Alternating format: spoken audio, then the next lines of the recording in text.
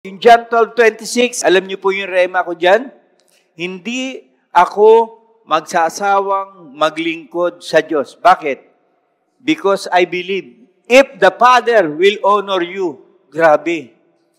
Ang Diyos natin, kapag in-honor ka, maa-amaze ka talaga. Masasabi mo na lang, wow, praise the Lord. Grabe mag-honor si Lord. This John 12:26, na pagtibay pa, whoever serves me must follow me. Kung gusto natin maglingkod sa Panginoon, kailangan sumunod tayo sa Kanya. At kung nansan siya, dapat nandun din tayo.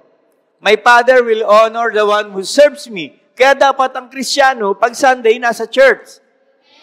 Amen? Hallelujah. Hindi pwede yung excuse na pagod ka, inaantok ka. Dapat pag ang linggo, non-negotiable. Pag sinabi na negotiable, hindi pwede, dapat nasa church ako.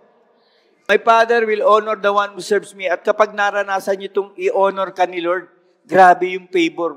Ma-amaze ka na lang.